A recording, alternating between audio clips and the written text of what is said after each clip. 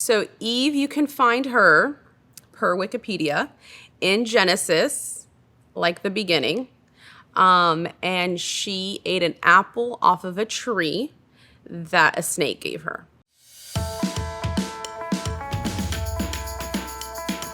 We're talking women. We're talking women. We're talking about women, The Bible. The Bible. the Bible, Drama. drama, Drama about women in the Bible. Drama about women in the Bible. and everything in between. And everything in between. And everything in between. Welcome to Women of Wikipedia. Wikipedia is not a scholarly source. Welcome to Women of the Bible. Welcome to Women of the Bible. Bienvenidos a las mujeres de la Biblia. Are you going to take your sunglasses off? No, I'm not. It's a whole vibe. What an amazing woman, Eve. You know, she is our great-great-great-great-grandmother. She was the first woman of the Bible. She carried the image of God. She was the first creation, the first one of all of us. So Eve was the first woman in the Bible, which is a pretty iconic title. Eve. That's my girl. I love Eve. First of all, she is the mother of all living. And so I think that she just gets a really bad rap.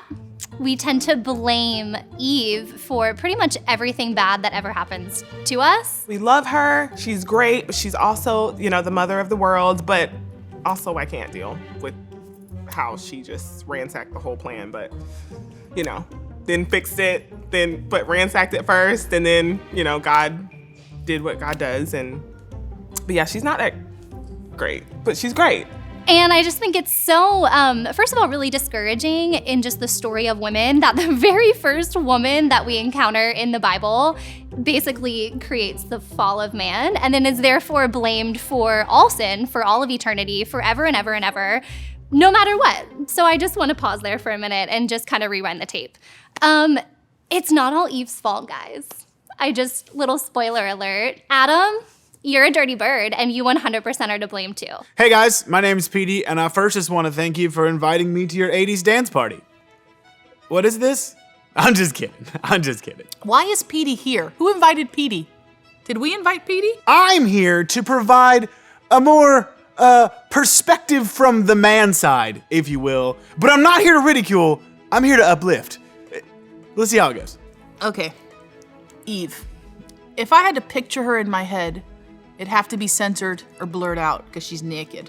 Yeah, so in the beginning, it was God in all of his magnitude, and he began to create. So we have Yahweh, and he's creating the world, and he's like, you get a universe. Dominion, dominion, dominion. Here's what is going in the dominion. And so we get to, I think it's like, I don't know, Gina, what is it? Genesis 1. And God has created the world, and he's decided we're going to make humanity. Now let us conceive a new creation, humanity, made in our image, fashioned according to our likeness. Which is pretty cool because when he makes humanity, he gives them purpose and awesomeness and pets. And let us grant them authority over all the earth, the fish in the sea and the birds in the sky, the domesticated animals and the small creeping creatures on the earth. And he makes humanity, and when he makes humanity, he decides that he's going to make man, which is pretty awesome. So he makes Adam, and then Adam needs a helper. And so he makes a helper, which is a woman. That's what we're calling her for this first half of this episode. Her name was Woman. Sweet Eve. The importance of the creation of Eve in understanding as a woman how we are made in the image of God. It's imperative in understanding that. So God did just that. He created humanity in his image, created them male and female. Then God blessed them and gave them this directive: be fruitful and multiply, populate the earth. I make you trustees of my estate. So care for my creation and rule over the fish of the sea, the birds of the sky, and every creature that roams across the earth. So it's kind of like, in Snow White, when Snow White's in the forest and she's like talking to all the little animals. And they're like all her friends and they understand her and they have this like working relationship. So maybe, I'm just throwing it out there, maybe that was kind of Adam in the beginning and he had all his little animals, his furry friends. He named them all and they had a good working relationship. But Adam was still lonely and he still needed that extra spice in his life in many ways. And so God was like, I'm going to give him Eve. Yeah, I mean, here's what a lot of people miss about the Adam and Eve story. often what happens is bad people, misinformed people, make the argument that because Adam was made first and then put to sleep and then his rib was pulled out and then that rib became Eve, that somehow makes Eve subordinate to Adam. The truth is, that's really not the case at all. In fact, fun fact, that same line that is used for that rib language is the same language in Hebrew that's used to describe the tabernacle, okay? So this has nothing to do with one being taken out of the other. Here's what it is. See, when God made Adam, which literally means just humanity, man, right? What happened is he made humanity in his image as one flesh. Okay? Follow me? Then what happened is that the Lord realized that Adam needed an Azer. And here's another. An Azer literally means a suitable helper. Now, often people who are bad and misinformed take the concept of suitable helper to mean that a woman is subordinate to a man and was given birth so that she could, be a helper to the man. Again, not the case at all. Because think of it like this. What once was one flesh has now been ripped into two. And the matrimony of those two things back together again recreates the one flesh image of God, original intent of the Lord. Now, I'm not saying that everybody has to get married, okay? I'm not doing that. This is all metaphor here. But what I'm saying is, God is a God of unity, of oneness, of equality. He is not a God of insubordination to each other. Okay? What this means is that Adam and Eve, though created at different times, play equal roles, and not only equal roles, but they had to recognize that one couldn't exist without the other. They're suitable helpers. One needs the other. There are things that the woman could do that the man could not. There are things that the man could do that the woman could not. And therefore, the absence of one of them loses the one flesh of God's original intent. And so all of that's to say is that Eve, of course, is an essential part of the puzzle, literally just as important as Adam. And so he creates Eve from Adam's rib, and it's all great, and they're married, and it's wonderful. And then in like the next sentence, we hit the fall of man, which is unfortunate. Okay, so we find Eve and she's in the garden, and they have been given everything at this point that they need. They have everything that they need in this garden. Yet homegirl, for some reason, decided to go full alley and become a vegan and start eating fruit from the tree that she shouldn't be eating from. And so what happens is she's just like, I don't know, staring at the tree, near the tree. I don't know why she was near the tree. Eve, or whatever your name is, why are you so close to a tree you're not even supposed to be at? Let's talk about that for a second. Why were you even there? Like, if I know I'm not supposed to be somewhere, you know where I'm not? By that place. I don't know. I'll just let that one for a second, let you process that one. Of all the wild creatures the eternal God had created, the serpent was the craftiest. Now we're speaking from the serpent to the woman. He says, "Is it true that God has forbidden you to eat fruits from the trees of the garden?" And Eve says, "No, serpent. God said we are free to eat the fruit from the trees in the garden. We are granted access to any variety and all amounts of fruit, with one exception." I was waiting for the one exception.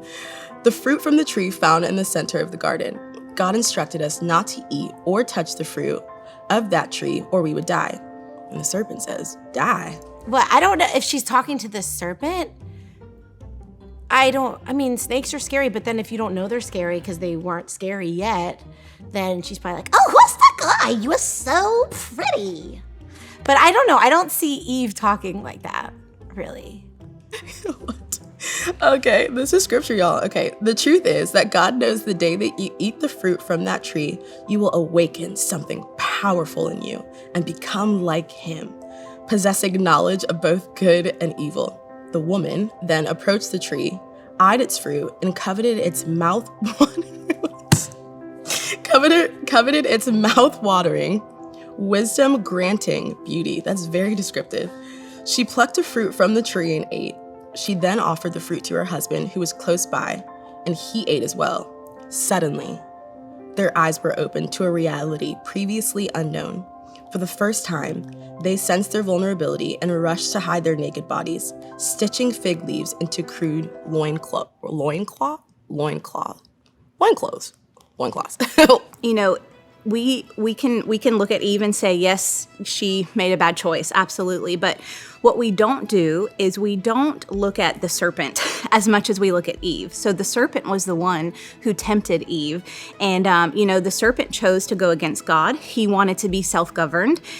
And he wanted Adam and Eve to do the same thing. Yeah, this girl went and got some leaves, put them all together, tried to hide her bits and pieces, and it was not a good look for her. Can you imagine how itchy that would have been? Like everywhere. I sort of have mixed feelings about Eve. I'm like, okay, was her husband covering her and protecting her as the head of the household? I mean, where was he in all this when Satan is, tempting her? And I'm sure that one time wasn't the first time. I'm sure there were other times that Satan was working on her like he does all of us. And so, in a way, I sort of feel kind of sorry for her. I mean, I just feel maybe there was some neglect there, and so she fell into temptation. So I feel sorry for her. But when I was little and heard the story in Sunday school, I was like, man, she blew it. But I don't feel that way anymore as I've grown older. And so here we find Eve questioning what Yahweh has actually said to her, which, can I just say, is really jacked up because, God is walking the garden with them. He's hanging out with them. They're besties. Besties. Yahweh is besties with Adam and Eve, and they're, hanging out in the garden, high five, playing Scrabble. I don't know what they did back then. Anyways, they're hanging out. And now, serpent guy is he didn't really mean half of that stuff he said. You can just eat the apple. It's not a big deal. And homegirl did. And she ate it, and then she gave it to Adam because, that's what we do when we make stupid decisions. We pass it on to our friends. Sí, se dice mucho de eso. Si queremos ver esa parte, podemos hablar mucho de eso. Pero realmente yo prefiero ver la parte positiva.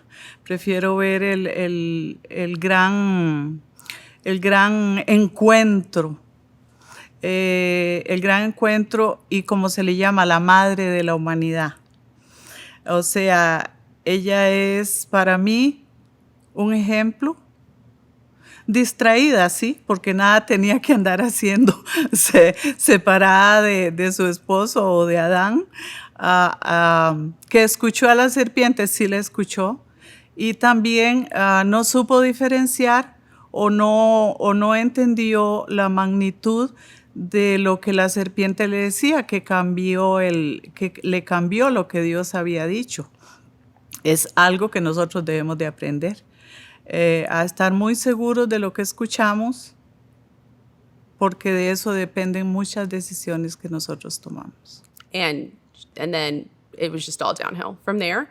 And her boo was Adam, and they ran around the garden naked. And then God came back and he was like, who ate the apple? And Eve was like, not me. And then God was like, yeah, you're naked. And then she was like, I'm naked. And then they got in trouble. And so God was like, y'all got to go. And so they had to roam around this deserted land. And and so we're all in trouble because of Eve. So just reset for a second and remind ourselves that both people partook of the apple. It takes two to tango. It took two to sin. It took two to create the fall of man. Eve is still my girl. She is the mother of all living. She is the reason that we are here. And she is honestly, in my opinion, one of the unsung heroes of the Old Testament. When you look through the life of Eve, yes, she's the one that encountered the serpent. She is the one that said yes first. But she also has nameless sons and daughters-in-law throughout the history of the Bible that we know went on to create nations that we never talk about. And in my mind, when I read the book of Genesis and I read all of the nations that she actually was able to birth, even through pain, even through the anguish of childbearing, which again doesn't mean what we've all been lied to and told that it means. I guess I should get to that now. The word anguish in the Bible actually can be translated to pressure, to put under pressure.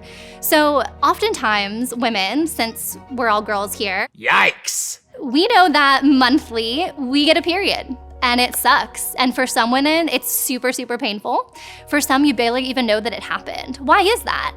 If Eve and her actions and her sinning is the cause of all of this pain for all women, for all time and all eternity, every month for the rest of our lives, why is it that some of us experience it and some of us don't? Because it's a lie that you've been told. Okay, so let's start there. The second thing, when it comes to childbearing, yes, it is painful, but what God told us is that, Adam, you will now have a hard time laboring the earth. And Eve, you're gonna have a really hard time in your labor as well. Well, her labor, her whole purpose was to birth nations, to create life. Adam can't do that. Eve could do that. So of course the serpent came to try to attack her.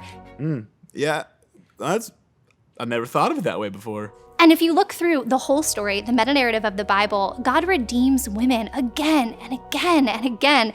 Jesus' birth, his entire existence, sanctified and basically redeemed the act of childbearing, of labor, of pregnancy, something that was meant to be a curse, to hurt her, for women to have to labor through something and work even harder to bring life into the world. Jesus came and redeemed that because he came through this same way that everybody else had prior. All of those years, all of those generations that lay in between even Adam and the birth of Jesus, people were being born, pregnancies were happening, labors were happening, conception was happening all that time, but Jesus came through in the same canal, the same birth canal, that all of that had been happening through sin in all those generations. So I just want to say, Eve is not the villain of the Bible at all. She is actually the unsung hero. She's the reason that we exist, and we can look back to her for so many lessons.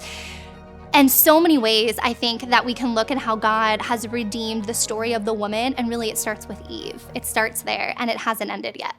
Interesting perspective about Eve. I think about, had she ever known that her day and her stroll in the garden would end up kind of having all of us as mother, as cousins, as daughters?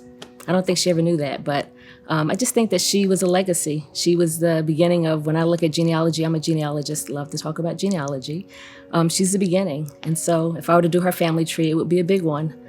But I think she represents strength for us. I think she represents a person who probably got a little bit of a bad rap, but I think we are who we are today because of her. Eve, she started out really wonderful and then quickly kind of hit the fall, but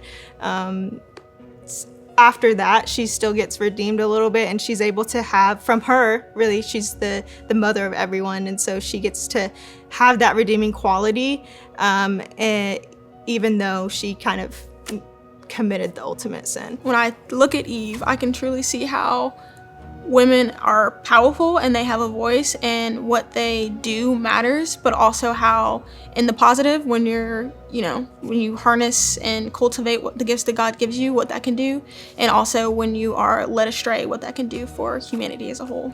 So it's so important to look at Eve and to understand our identity as a woman, that we are equal to God, we are important to God, we are his daughter, we are made in his image, and that is exactly what we should get from Genesis 1 through 3, really. What we should not get from Genesis 1 through 3 is that woman caused the fall of mankind, because that's not actually what happened. And so the serpent caused the fall of mankind. And so we look at that, and we have what we can gain from that as God's daughters is a very strong understanding and a strong foundation in our identity. Our identity is in our Creator, and it says that super clear in Scripture. So next time you feel like maybe you feel less than because you're a woman, or maybe you feel like it's a mistake that you're a woman, or maybe you feel like you can't accomplish things as much as men, or anything like that, we go back to what our Creator says about us, not what the world says about us, not what the enemy says about us. And what our Creator says about us is we are created in his image. We bear his name, and that is substantial. And so when we understand that, it is then that we have a a firm foundation of our identity that we can build other things on. And so if we start to build other things on a foundation that is not strong, on a foundation that is built on the terms and on the definitions of what the world says we are, that foundation is not going to be sturdy, and it's going to crumble when we start adding things to it. And so what we need to do, wipe that all clean. Go back to the beginning and understand that we are not a problem.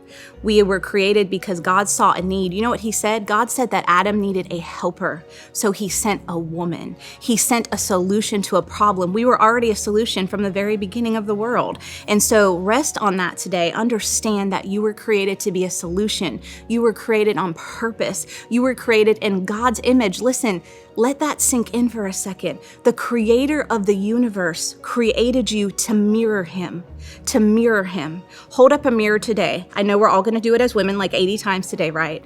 And the next time that you do, look at it and pause and say out loud, I was created in the image of God. And that is the foundation of your identity. And it's just amazing how the enemy came in the form of a serpent, and Eve trusted. I think that's the biggest thing that I learned from Eve, is that she trusted in what she should not trust.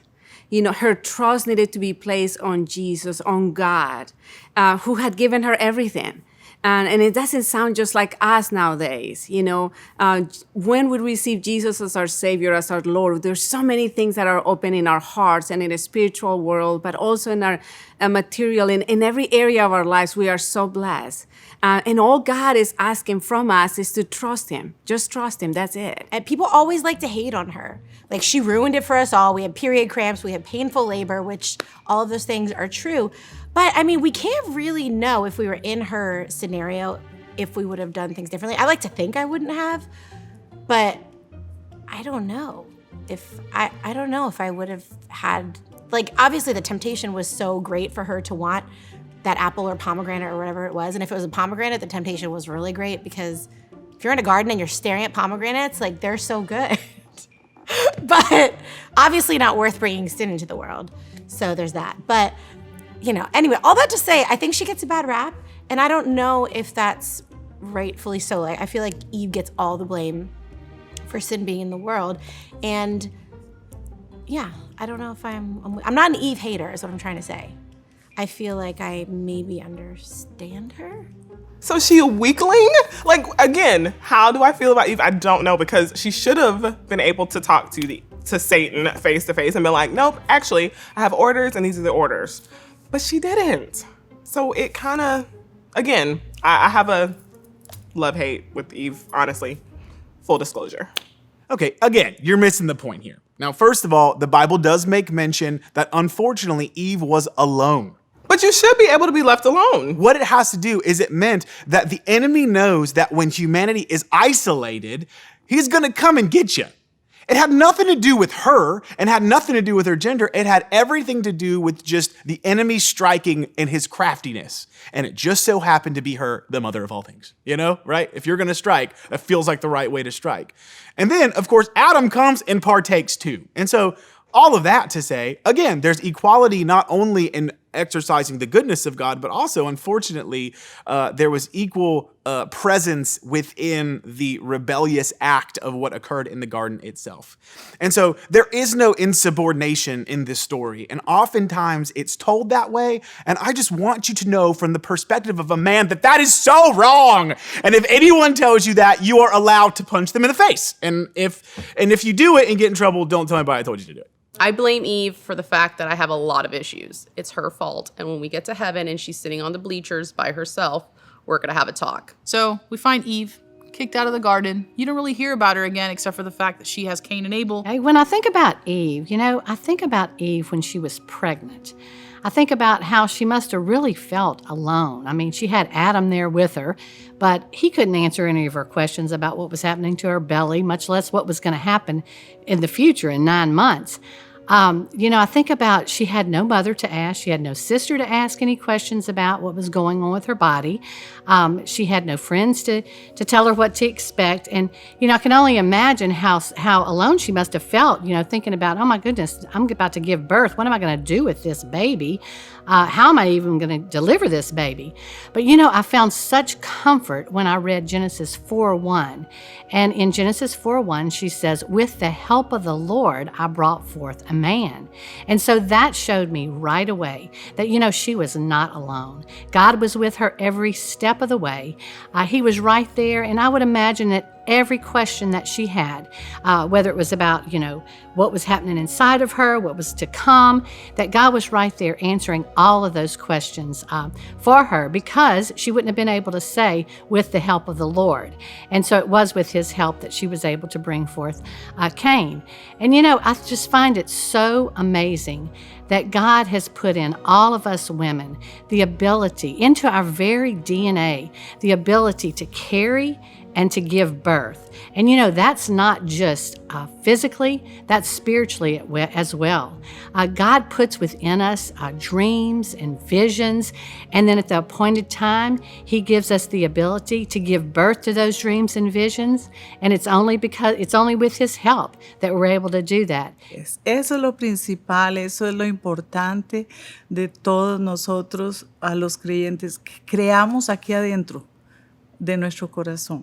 Que creamos aquí adentro, que Dios está siempre con nosotros. She goes on to have tons of kids. She's the mother of nations. She's like the mother of humanity. And she's cool. I love Eve. I'm not even mad at her. I used to say that if I get to heaven one day, I'm going to super band punch Eve, for, you know why. But I kind of feel bad for her. I respect her. I mean, no one knows what she possibly was going through, being the first female and then being named right after that. And I feel bad for her. I would say that God is a great redeemer. He can take any situation. Like, we were ready, we were rolling, it's the brand new, everything is brand spanking new. We have, we take off all the bubble wrap and packaging, and it's like, here's the new world, and I've created this, 7 days, let's do this, and then you ruin it. He will continue to be God and just make everything, it just gives that true visual of all things work together. Even the mess works together for good. Homegirl just wanted a bite of the apple. She did. And then my favorite part is, like so many of us do, she tried blaming her husband. Like, he did it too. Like, I've done that. Like, there's times where I'm like, yeah, I know we did that, but you participated, right? But I think the thing about Eve, though, is think about all of the things that she had to experience for the first time, and she had no one to look to. She had no woman as an example to even be able to say, is this how we do it? So I actually feel like she gets a bad rap, and I'm kind of mad that now we have to experience pain in childbirth. I'm not going to lie about that part. But you know what? I feel like had she have had someone to look to, like some of these other women as we get further in the story of the Bible, she would have been better off.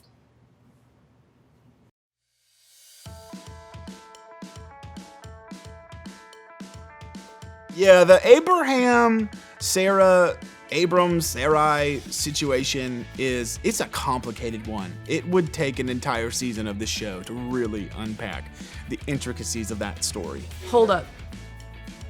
She had her half brother's baby? Is that right? Did I just hear that right? Hold. What in the West Virginia? This lady had her half brother's baby? Is this for real?